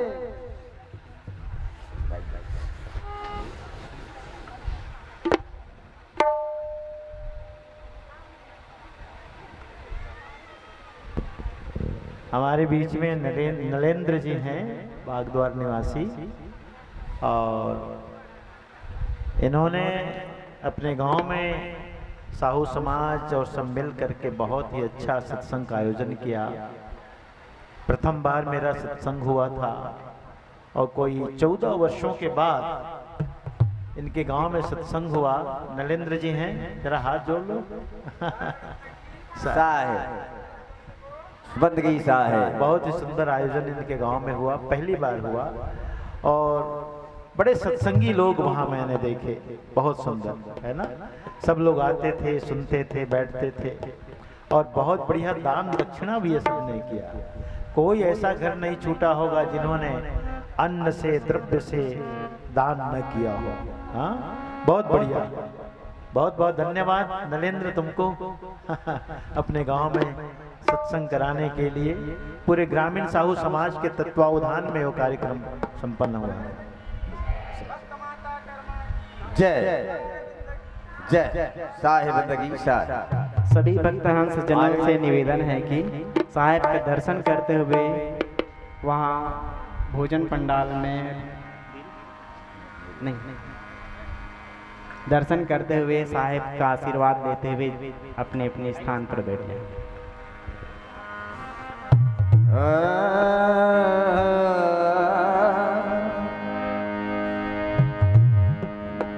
गुरु चरणों की धो आए संतों भक्तों से सतगुरु कबीर साहब के शब्दों के मार्ग पर संत जन आते हैं। यही इसीलिए आते हैं हम लोग जो संत लोग आते हैं जितने भी आए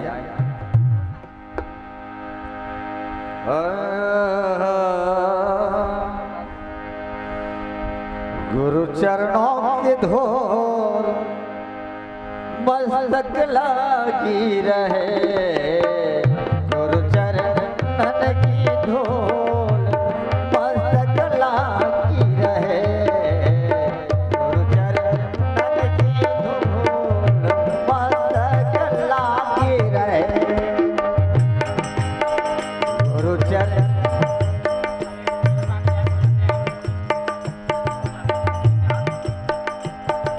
हाँ, समस्त जितने भी आए भक्तजन, आप सभी से हाथ जोड़ के प्रार्थना है कि भोजन आप सबके लिए, जितने भी भोजन, जितने भी आए सबके लिए भोजन प्रसाद भी बने हैं। आप लोग बने हुए भोजन को प्रसाद ग्रहण करके जाए, जो कि बना हुआ है। आप लोग जितने भी भक्त आए ये करके देख करके हमारे भक्त जी ने आप सबके लिए भोजन प्रसाद बनाए हैं। आपसे निवेदन है हाथ जोड़ के भोजन प्रसाद लेकर के जाएंगे। गुरु चरणन के ओर, गुरु चरणन की ओर मस्तक लागी रहे, गुरु चरणन की ओर मस्तक लागी रहे, लागी रहे हो, लागी रहे, लागी रहे हो, लागी रहे साहे, गुरु चरणन की ओर मस्तक लागी रहे, गुरु चरणों की धोल मस्तक लागी रहे। जब यह धोल लगी मस्तक पे, जब यह धोल लगी मस्तक पे, दुविधा हो गए धोल, दुविधा हो गए धोल मस्तक लागी रहे, गुरु चरणों की धोल मस्तक लागी रहे, गुरु चरणन के मस्तक लागी रहे, गुरु चरणन की धोल मस्तक लागी रहे। आज जितना भी बाकी प्रसाद लेते जाए, यज्ञ प्रसाद भजन इस यज्ञ की, और उसके बाद यज्ञ प्रसाद लेते जाएंगे करके, उसके बाद भोजन प्रसाद भी हमारे भक्त जी रखे सब पूरा परिवार के लिए भोजन प्रसाद भी लेकर के पूरे सब के लिए।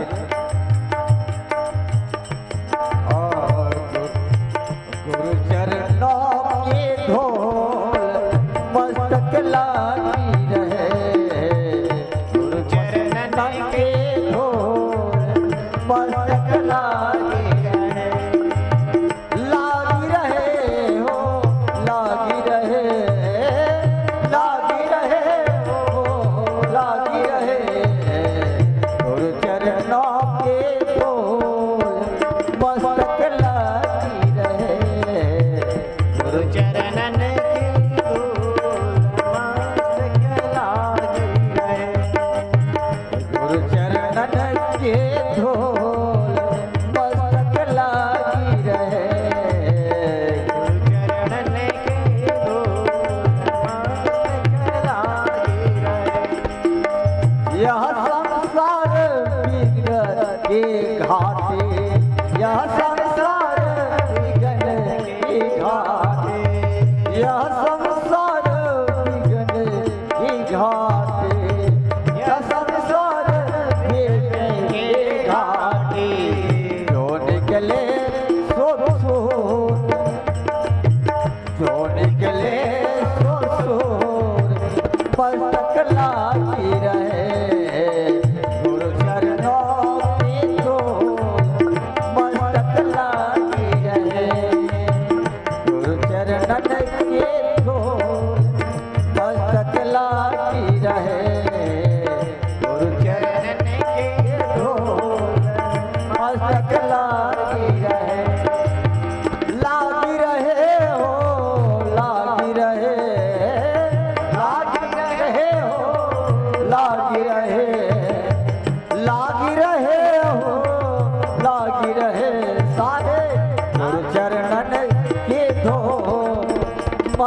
लागी रहे, गुरु चरणन के धूल मस्तक लागी रहे, गुरु चरणन के धूल मस्तक लागी रहे।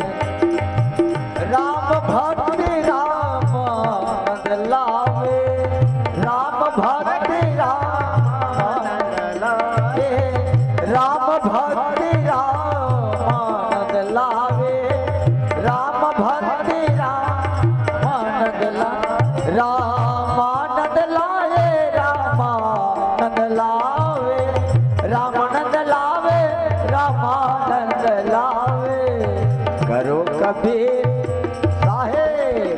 करो कबीर भरपूर मस्तक लागी रहे, करी कबीर भरपूर मस्तक लागी रहे, गुरु चरणों की धूल मस्तक लागी रहे, गुरु चरणों की धूल मस्तक लागी रहे, लागी रहे लागी रहे, लागी रहे हो, लागी रहे, गुरु चरणों की धूल मस्तक लागी रहे, गुरु चरणों की धूल मस्तक लागी रहे, गुरु चरणों की धूल मस्तक लागी रहे, गुरु चरणों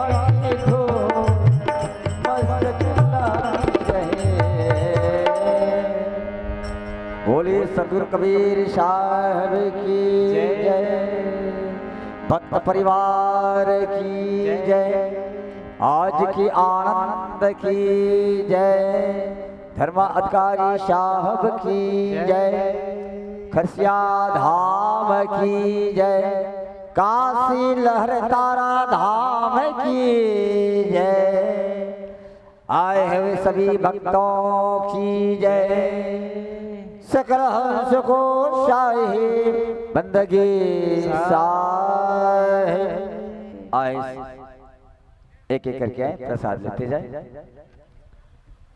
और इसके बाद भोजन प्रसाद के भी आप सबकी भोजन बना के रखें। हमारे भक्त जी भोजन प्रसाद भी लेना है, और नहीं फिर भोजन आप लोग नहीं लेंगे तो हमारे भक्तजन नाराज हो जाएंगे। इसलिए आप जितने भी आप लोग अपने क्षमता के अनुसार से भोजन बिल्कुल ग्रहण करेंगे, लेकर के जाएंगे।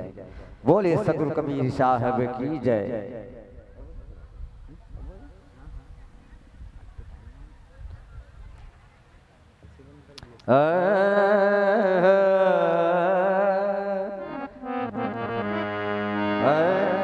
आज साहिब के छोटे से भजन हम आपके बीच में।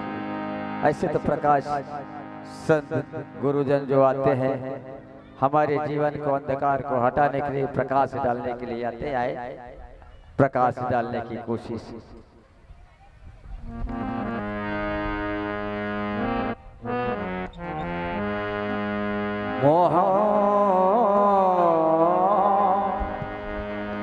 मोह डाल थोड़ा समय तो सभी को भरपूर अमृत मिल जाएगा। साहिब प्रेम बिना नहीं मिलता, साहिब प्रेम बिना नहीं मिलता, चाहे कर लो कोटि उपाय। साहिब प्रेम बिना नहीं मिलता, चाहे कर लो कोटि उपाय। साहिब प्रेम बिना नहीं मिलता, चाहे कर लो कोटि उपाय। साहिब प्रेम बिना नहीं मिलता, चाहे कर लो कोटि उपाय। साहिब प्रेम बिना नहीं मिलता, चाहे कर लो कोटि उपाय। मिले न यमुना सरस्वती में, मिले न गंगा नहार। मिले न यमुना सरस्वती में, मिले न गंगा नहार। मिले न यमुना सरस्वती में, मिले न गंगा नहार। मिले न यमुना सरस्वती में, मिले न गंगा नहार। प्रेम सरोवर में जब डूबे, प्रेम सरोवर साहेब प्रेम बिना नहीं मिलता, चाहे कर लो कोटि उपाय। साहेब प्रेम बिना नहीं मिलता, चाहे कर लो कोटि उपाय। साहेब प्रेम बिना नहीं मिलता, चाहे कर लो कोटि उपाय। मिले न पर्वत में निर्जन को, मिले न वन परमार। मिले न पर्वत में निर्जन में, मिले न वन भरमार। मिले न पर्वत में निर्जन में, मिले न वन भरमार। मिले पर्वत में निर्जन में, मिले न वन भरमार। प्रेम बाग में जब डूबे, प्रेम बाग में जब डूबे, घट में लगा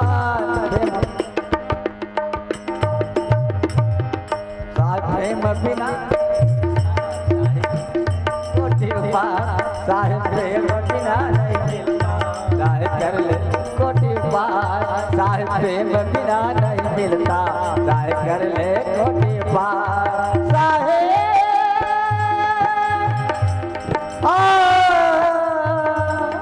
साहेब ऐसे बाणी आखिरी अंतिम शरण के भजन। मिले न मंदिर में मूरत में, मिले न अलग जगह।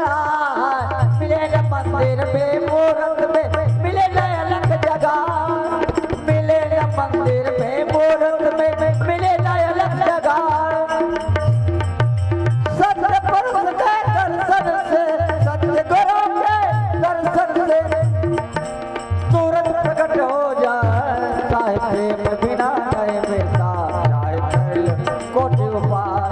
साहेब प्रेम बिना नहीं मिलता, चाहे कर लो कोटि उपाय। साहेब प्रेम बिना नहीं मिलता, चाहे कर लो कोटि उपाय।